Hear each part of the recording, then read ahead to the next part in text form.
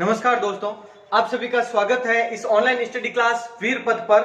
आज के इस वीडियो में हम सिंचाई परियोजनाओं का अगला भाग लेकर आए हैं। ध्यान से पढ़ते हैं। आज सबसे पहले शुरू करते हैं चंबल नदी घाटी परियोजना के बारे में। हमने चंबल नदी के बारे में पढ़ लिया था पहले नदियों के चैप्टर में, और इसमें लगभग वही थोड़ा सा अलग है, विस्तार है इन विद्युत परियोजनाओं के बारे में, और उसमें सहायक नदियों के बारे में ज्यादा था, इसमें इन बांधों के बारे में वगैरह ज्यादा है। तो ध्यान से समझे एक एक पॉइंट को। आप सबसे पहले तो ये पॉइंट्स करें, तथ्य करें, उससे पहले आप समझ लें किस तरह से ये परियोजना है। सबसे पहले इसका उद्गम स्थान, चंबल नदी का उद्गम स्थान है वो मध्य प्रदेश में मऊ जिला है, और विंध्याचल की पहाड़ियां मध्य प्रदेश से उद्गम होता है, और ये मध्य प्रदेश में बहते हुए, ध्यान से देखना एक एक पॉइंट, मध्य प्रदेश से बहते हुए यहां चौरासीगढ़ चित्तौड़गढ़, वहां से ये प्रवेश करती है राजस्थान में। ये है चौरासीगढ़। फिर इससे आगे यहां पर ये क्रम है इसके बहने का, और फिर धौलपुर से ये फिर बाहर निकलकर यमुना में मिल जाती है। ये चंबल नदी है, इसका बहाव क्षेत्र है। अब जो हम पढ़ने वाले हैं, हमारे लिए जो सबसे महत्वपूर्ण है वो देखो आज इस सिंचाई परियोजना में। बाकी ये प्रवेश वगैरह है, किन किन जिलों में ये पढ़ा था हमने, चित्तौड़गढ़, कोटा, बूंदी, सवाई माधोपुर, करौली, धौलपुर वगैरह, इन जिलों में ये बहती है।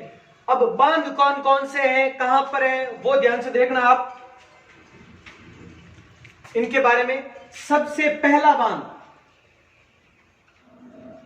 इनके बारे में समझना एक एक पॉइंट। सबसे पहला बांध है वो मध्य प्रदेश के मंदसौर जिले में है, और उसका नाम है गांधी सागर बांध। सबसे पहला गांधी सागर बांध, क्लियर, मध्य प्रदेश में है।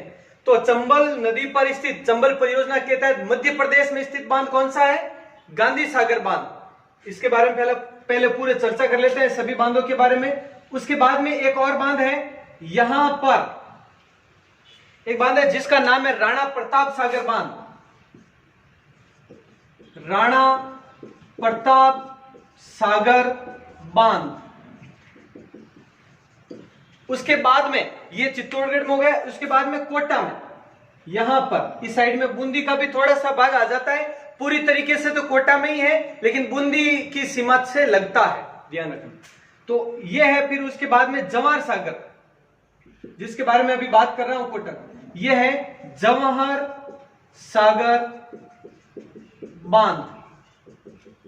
क्योंकि अभी ये सब समझ लोगे एक एक पॉइंट, तो उसके बाद में ये तथ्य बहुत आसान होंगे और बहुत इंपॉर्टेंट है, वो भी ध्यान रखना आप। ये हो गया। उसके बाद में अगला है यहां पर कोटा में ही कोटा बैराज। अगला कौन सा है? कोटा बैराज सिंचाई बांध, पूरा नाम है इसका कोटा बैराज सिंचाई बांध। ये बोरावास नामक स्थान पर है, बोरावास कोटा में, ये मुख्य कोटा में, मेन कोटा सिटी है, वहां पर है ये कोटा बैराज बांध। अब इनके बारे में एक एक पॉइंट देखना, फैक्ट्स देखना आप। सबसे पहले तो ये तीन, यानी गांधी सागर बांध, राणा प्रताप सागर बांध और जवाहर सागर बांध, इन तीनों पर विद्युत उत्पादन की जाती है, ध्यान रखना आप। ये तीनों बांध है, इन पर विद्युत उत्पन्न की जाती है, जबकि कोटा बैराज पर विद्युत उत्पन्न नहीं की जाती है। पहला पॉइंट, क्रम देखना आप। सबसे पहले इस साइड से देखा जाए तो कोटा बैराज सबसे पहले, फिर जवाहर सागर, फिर राणा प्रताप सागर और फिर गांधी सागर बांध। और जहां से उद्गम स्थान से है क्रम, जहां से उद्गम स्थान होता है उस हिसाब से क्रम देखा जाए तो सबसे पहला कौन सा? गांधी सागर बांध। उसके बाद में राणा प्रताप सागर बांध, उसके बाद जवाहर सागर बांध और फिर कोटा बैराज बांध। और ये देखो एकमात्र ऐसी परियोजना है जिसके 100 किलोमीटर, जिसके सिर्फ 100 किलोमीटर में चारों बांध स्थित है, सिर्फ 100 किलोमीटर में। कैसे? तो देखो आप, ये पहला यानी कोटा बैराज और जवाहर सागर, इन दोनों के मध्य मात्र 16 किलोमीटर का अंतर, 16 किलोमीटर देखना। उसके बाद में जवाहर सागर और राणा प्रताप सागर बांध, इन दोनों के बीच में देखना, इस तरीके से समझना, 16 दूना 32 और 32 और एक 33, ये मान लें 33 किलोमीटर है जवाहर सागर और राणा प्रताप सागर के मध्य। और फिर देखो 16 गुणा 32 और 16 तिया 48 किलोमीटर है वो राणा प्रताप सागर और गांधी सागर बांध के बीच में दूरी है। यानी देखो गांधी सागर बांध और राणा प्रताप सागर बांध के बीच में 48 और राणा प्रताप सागर और जवाहर सागर इन दोनों के मध्य 33 और कोटा बैराज से जवाहर सागर ये 16। तो इस तरीके से क्रम रखना 100 किलोमीटर के अंदर सभी बांध स्थित है। ये पॉइंट एक। तो उसके बाद में देखो आप इसके बारे में समझ लेते हैं कुछ। ये राजस्थान और मध्य प्रदेश की संयुक्त परियोजना है। राजस्थान व मध्य प्रदेश की संयुक्त परियोजना है। 50-50 है दोनों। ये राजस्थान का और मध्य प्रदेश का बराबर का हिस्सा है। 1953-54 में 53-54 में सबसे पहले इस परियोजना की शुरुआत हुई थी। उसके बाद में क्या देखो निर्माण कार्य चलता रहा 53-54 से लगाकर 1960 तक चलता रहा था निर्माण कार्य। इसके बारे में अभी मैं बताता हूं। जब ये 53-54 में प्रारंभ हुई तो इसको 3 चरणों में प्रारंभ करने का निश्चय किया गया और 3 चरणों में ये 4 बांध बनाए गए। अलग अलग देखना किस बांध का निर्माण कौन से चरण में हुआ है, इस तरीके से ध्यान रखना। देखो एक तरीका तो ये हो गया कि मध्य प्रदेश में स्थित बांध गांधी सागर बांध, जो बांध राजस्थान में नहीं है इन चारों में से गांधी सागर बांध, इन चारों में से सिंचाई व्यवस्था जहां पर केवल सिंचाई यानी कोटा बैराज, जल विद्युत उत्पन्न नहीं की जाती है कोटा बैराज।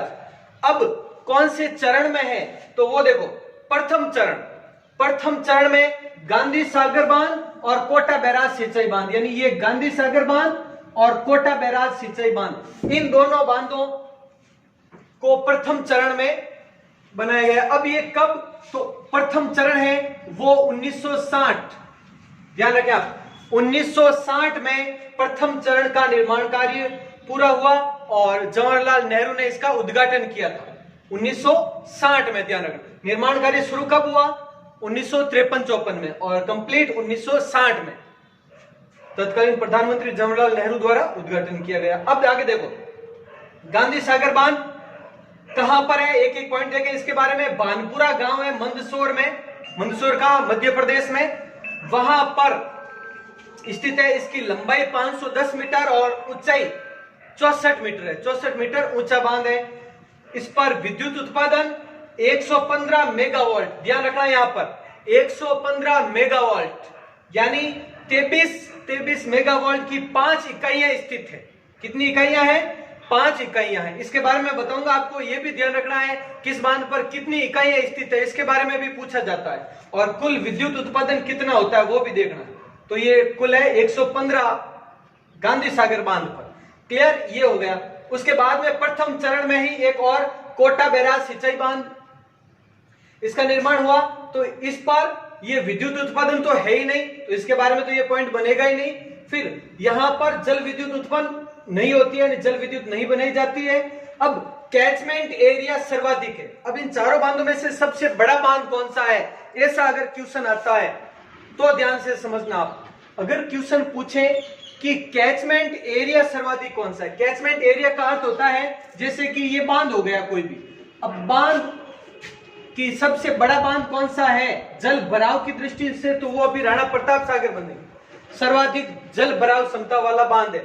लेकिन अब कैचमेंट एरिया पानी कहां से कितनी दूर तक आता है उस एरिया को शामिल करें तो वो कोटा बैराज सिंचाई बांध है, सर्वाधिक कैचमेंट एरिया वाला है, यानी जल ग्रहण क्षमता जहां जहां पर जल ये प्राप्त करता है उस एरिया को भी शामिल किया जाए तो कोटा बैराज सिंचाई बांध है। लेकिन सिर्फ जहां पर ये बना हुआ है कि ये पानी इकट्ठा होता है यहां पर सिर्फ इतना सा है, तो उस दृष्टि से देखा जाए तो सर्वाधिक जल भराव क्षमता वाला वो राणा प्रताप सागर बांध है। तो अब देखो इसमें कैचमेंट एरिया सर्वाधिक हो गया और यहां पर ही कनाडा सरकार के सहयोग से कृषि अफवाह अनुसंधान परियोजना चलाई गई कोटा बैराज सिंचाई बांध पर। तो ये दोनों हैं वो प्रथम चरण में बनाए गए। अब बात करते हैं दूसरे चरण की। तो देखें अब इधर दूसरा चरण जिसमें राणा प्रताप सागर बांध जो कि चित्तौड़गढ़ के रावतभाटा स्थान पर है, चित्तौड़गढ़ रावतभाटा स्थान यहां पर तो ये दूसरे चरण में स्थापित किया गया। सर्वाधिक जल भराव क्षमता वाला है, अभी बताता 113 वर्ग किलोमीटर समथिंग। तो ये है जल भराव इसकी, ध्यान रखना ये पॉइंट भी आप। अब लंबाई इसकी 110 मीटर और ऊंचाई 36 मीटर। विद्युत उत्पादन 172 मेगावाट, ध्यान रखना। 4 इकाइयां स्थित है इस पर, 43 मेगावाट की 4 इकाइयां, और टोटल चारों इकाइयां मिलकर कितनी 172 मेगावाट बिजली उत्पादित होती है राणा प्रताप सागर से। अब ये देश का दूसरा परमाणु विद्युत ग्रह स्थापित किया गया है यहां पर, ध्यान रखना। देश का दूसरा विद्युत ग्रह, और राजस्थान का तो पहले ही है। तो भारत का प्रथम कौन सा है? देश का दूसरा ये है, तो प्रथम है वो है तारापुर महाराष्ट्र वाला। तारापुर महाराष्ट्र है वो देश का प्रथम परमाणु विद्युत ग्रह, और ये है देश का दूसरा परमाणु विद्युत ग्रह। तो ये हो गया पॉइंट। अब ये कब निर्माण किया गया वगैरह, तो देखो ये 1960 में कंप्लीट हुआ, तो ये 1960 में शुरू हुआ और 1970 तक चलता रहा।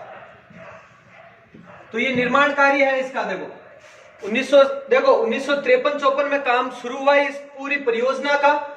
1960 में पहला चरण कंप्लीट हो गया, फिर दूसरा चरण 1960 से 1970 के मध्य, और दूसरे चरण में ये इस तरह से निर्माण किया गया। क्लियर? अब बात करते हैं तीसरे चरण की। तीसरे चरण में जवाहर सागर बांध है, उसका निर्माण किया गया। कहां पर है? बोरावास, कोटा में स्थित है। विद्युत क्षमता इसकी कितनी है? 99 मेगावाट, यानी 33 मेगावाट की 3 इकाइयां स्थित है। अब इसका निर्माण कार्य कब किया गया, तो ध्यान रखें 1962 से शुरू हुआ और 1973 में पूरा हुआ। 1973 तो निर्माण कार्य पूर्ण होने की, देखो प्रथम चरण 1960, दूसरा चरण 1970 और तीसरा चरण 1973, ये कंप्लीट हुए तीनों। अब जो इकाइयां हैं कैसे याद रखें, ध्यान रखें आप, 3 पर है।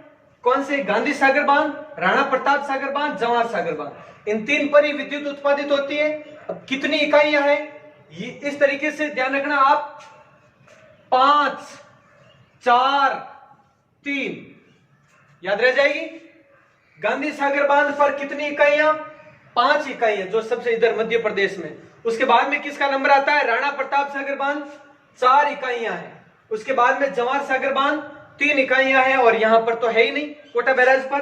तो ये विद्युत इकाइयां हैं, और कितनी है वो आपको इस तरीके से याद रख लेनी आराम से। 33 की 3 है, 43 की 4 है, और 23 की 5 है, और टोटल ये हो गया। अब अगर आता है कि चंबल नदी घाटी परियोजना, इस पर कुल विद्युत क्षमता कितनी है, ये क्वेश्चन आता है। तो कितनी होगी? 115 प्लस 172 प्लस 99, इन तीनों को अगर शामिल करते हैं तो ध्यान रखना अपना आंसर आता है 386।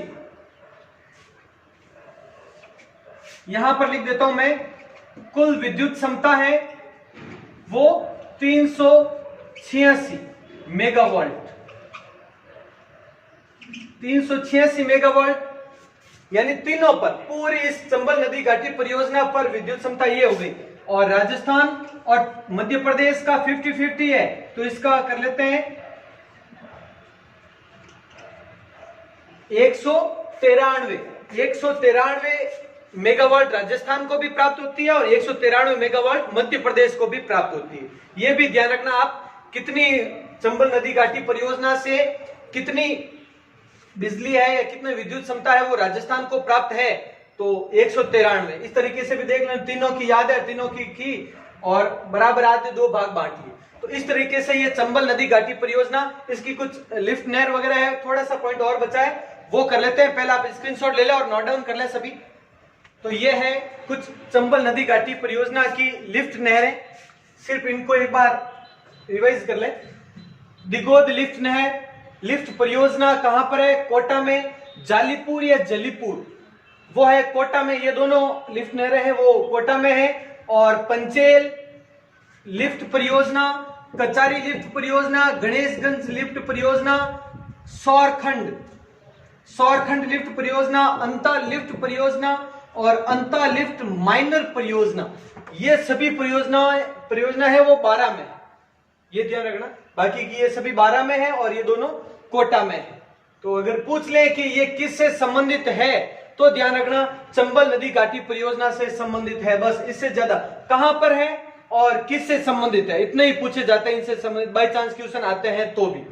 तो ये चंबल नदी घाटी परियोजना है वो कंप्लीट हुई है। अब देखो थोड़े से पॉइंट और रहे हैं जो कि हम अगले वीडियो में कंप्लीट कर देंगे। अब माही बजाज सागर परियोजना और नर्मदा नहर परियोजना 2 प्रमुख रही है और छोटी मोटी वो सब है वो अगली वीडियो में कंप्लीट कर देंगे, एक भी पॉइंट नहीं रहेगा। फिर सिंचाई परियोजनाएं कंप्लीट हो जाएगी कल के वीडियो में। और अब देखो उसके बाद 2 लगातार टेस्ट यहां पर यूट्यूब में होने वाले हैं, जैसा कि अभी तक हो रहे हैं, पिछले 4 टेस्ट हो चुके हैं और अब होने वाले हैं 2 टेस्ट। उनके बारे में मैं बता दूं आपको कि अलग अलग लेंगे। हालांकि सिंचाई का छोटा शॉर्ट में होता तो हम जिलों और सिंचाई का शामिल कर देते, लेकिन अब अलग अलग लेंगे हम। तो जिलों से संबंधित सभी प्रकार की झील, मीठे पानी की, खारे पानी की, सभी जिलों से संबंधित एक टेस्ट होगा आपके, वो होगा आपके संडे को, यानी कल के वीडियो के जस्ट आगे, यानी संडे को होगा, ये ध्यान रखना। और जितनी भी सिंचाई परियोजनाएं हैं उनका टेस्ट होगा मंडे को। तो ये 2 टेस्ट होंगे आपके YouTube पर, और जो WhatsApp पर चल रहे हैं नियमित test series, daily test series, वो तो चलेंगे ही, कंटिन्यू चलेंगे। और जिस दिन ये होगा उस दिन ये ड्रॉप रखेंगे हम, जो WhatsApp पर है 2 दिन के लिए, संडे और मंडे को वहां पर ड्रॉप रखेंगे, फिर वो चलते रहेंगे और हमारी यहाँ पर क्लासेस कंटिन्यू चलती रहेगी। तो ध्यान रखें आप, यहाँ पर YouTube पर टेस्ट लेने का ये फायदा है कि जब आपको आंसर बताया जाता है व्याख्या सहित, तो उन ऑप्शन पर उस पर विशेष ध्यान देना, क्योंकि उस समय आपको जो चारों ऑप्शन है उससे बहुत ज्यादा फायदा होगा। जिस तरह से व्याख्या होती है हमारे यहाँ पर, देखना आप टेस्ट में आपको खुद पता चल जाएगा कि कितना फायदा होता है जब आंसर की बताई जाती है। और व्हाट्सएप पर जो ऑनलाइन लिंक से टेस्ट होता है उसमें सीधे आंसर ही मिलता है, आपको पूरी व्याख्या नहीं आ पाती। तो ठीक है, कल की वीडियो में मिलते हैं। अगली वीडियो में सिंचाई परियोजनाएं कंप्लीट कर देंगे उसमें। जय हिंद, जय भारत।